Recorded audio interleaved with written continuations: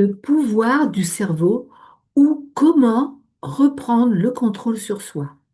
Vous aimeriez reprendre le contrôle sur vous-même quand tout s'affole autour de vous, à l'intérieur de vous. Vous en perdez le sommeil, vous devenez irritable peut-être et vous êtes mal au travail, même à la maison. Dans cette vidéo, explorons le pouvoir du cerveau et comment vous pouvez reprendre le contrôle sur votre vie. Nous allons d'abord regarder comment fonctionne le mode survie dans le cerveau.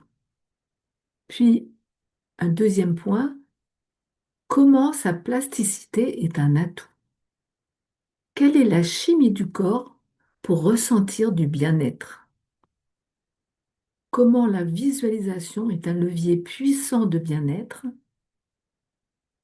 Puis 4 étapes concrètes pour reprendre en main sa vie. Bonne nouvelle, vous n'êtes pas condamné en permanence à subir ce qui vous arrive. Les neurosciences nous montrent que vous pouvez influencer votre équilibre mental, émotionnel et physique. Pas en devenant une autre personne, mais en reprenant le contrôle sur votre cerveau. Vous vous demandez si je peux vous aider? Je vous propose de réserver un entretien gratuit et à cette occasion, je vous offrirai un bilan émotionnel. Pour le réserver, vous trouverez le lien dans la description sous cette vidéo. Bonjour, aujourd'hui on va plonger au cœur de notre outil le plus puissant, le cerveau. On va découvrir ensemble pourquoi il réagit parfois si fort au stress et surtout comment on peut consciemment reprendre les commandes de nos états mentaux, émotionnels et même physiques. Ça commence souvent comme ça, n'est-ce pas? Avec ce sentiment d'être complètement dépassé.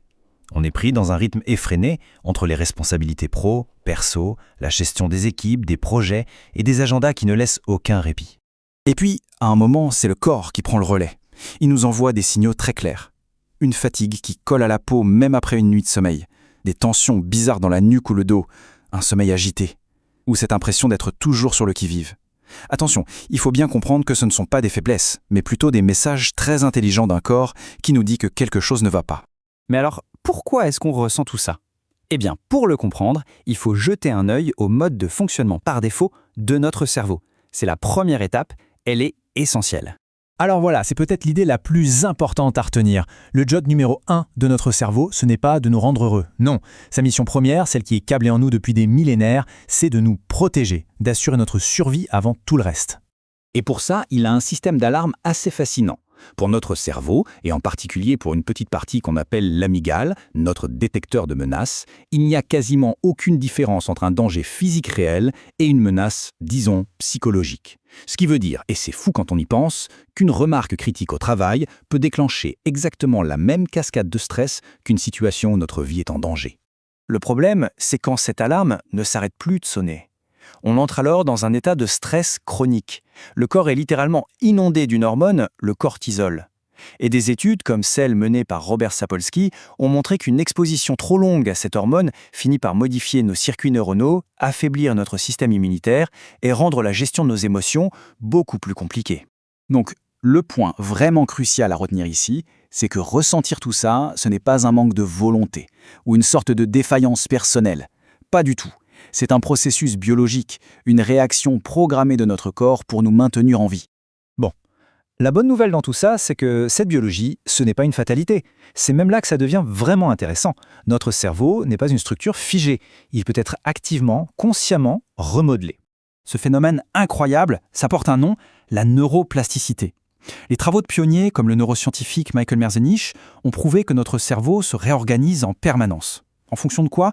Eh bien, en fonction de ce qu'on pense, de ce qu'on ressent et surtout de ce qu'on répète. Pour le dire simplement, nos pensées sculptent littéralement, physiquement, notre cerveau. Et ce processus explique parfaitement comment nos pensées finissent par faire partie de nous. Imaginez un peu, c'est comme tracer un chemin dans une forêt. Une émotion, c'est un premier pas. Si on la répète, elle devient une humeur. Et hop, on a un petit sentier. Si on maintient cette humeur, elle se transforme en tempérament, une route bien tracée. Et à la fin, ce tempérament est si ancré qu'il devient une autoroute neuronale. C'est devenu une partie de notre identité. Voilà pourquoi notre petite voix intérieure, notre dialogue interne n'est jamais anodin. Il est structurant. Chaque pensée qu'on se répète, qu'elle soit positive ou négative, renforce des circuits neuronaux. Et à la fin, ce sont ces circuits qui façonnent la réalité que l'on perçoit. Alors, comment on peut agir concrètement? On va maintenant s'intéresser à la chimie de notre cerveau. On va voir comment il est possible de cultiver, intentionnellement, un état de bien-être. En fait, notre corps, c'est une véritable pharmacie interne. Concentrons-nous sur 3 leviers clés. D'abord, la dopamine. C'est notre molécule de la motivation, l'étincelle qui nous pousse vers un but qui nous inspire. Ensuite, il y a la sérotonine. C'est notre stabilisateur naturel, ce qui nous apporte le calme. On peut l'activer tout simplement avec de la lumière du jour ou une respiration lente. Et enfin, l'ocytocine, l'hormone du lien social, qui nous donne ce sentiment de sécurité et de confiance quand on a une connexion sincère avec quelqu'un. Parmi tous les outils qu'on a à notre disposition, il y en a un qui est particulièrement puissant. Pourquoi? Parce qu'il agit directement sur la neurologie. C'est le pouvoir de la visualisation. Le secret de son efficacité, il repose sur un fait neurobiologique qui est à la fois très simple et complètement fou. Pour notre cerveau, il n'y a quasiment aucune différence entre une expérience qu'on a vécue pour de vrai et une expérience qu'on a imaginée très très intensément. Autrement dit, pour lui, imaginer quelque chose avec force, eh bien c'est déjà commencer à le vivre. Et attention, ce n'est pas de la pensée magique, hein. La science le confirme.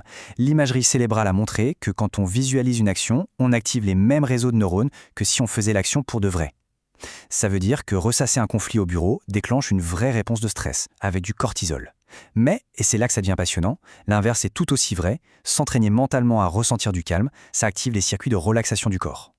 C'est un véritable entraînement mental avec des effets physiques bien réels. Ok, super tout ça, mais concrètement, on fait comment? Allez, on passe à un plan d'action en 4 étapes simples pour reprendre le contrôle de notre état interne. Premièrement, reprogrammer. Chaque matin, on prend juste 1 minute pour visualiser la version de soi qu'on souhaite incarner, calme, solide, ancré. Deuxièmement, réguler. On utilise des outils tout simples, comme respirer lentement ou marcher en pleine conscience pour calmer ce système nerveux qui est en hypervigilance. Troisièmement, nourrir. On choisit intentionnellement de faire une activité qui va booster notre chimie du bien-être. Et enfin, quatrièmement, interroger. Quand on sent qu'on surréagit, on fait une pause et on se demande « Stop, est-ce que la menace est réelle, là, maintenant? Ou est-ce que c'est une vieille blessure qui se réveille ?» Juste ça, ça change tout. Et ce qui est vraiment libérateur dans cette approche, c'est que la solution, ce n'est pas d'en faire toujours plus. Surtout pas. Il s'agit simplement de faire les choses différemment, de changer notre approche, mais de l'intérieur.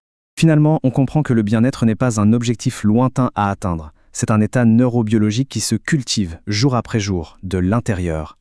Et ça nous amène à une dernière question pour la route.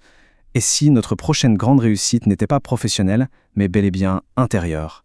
Vous vous demandez si je peux vous aider? Je vous propose de réserver un entretien gratuit et à cette occasion, je vous offrirai un bilan émotionnel. Pour le réserver, vous trouverez le lien dans la description sous cette vidéo.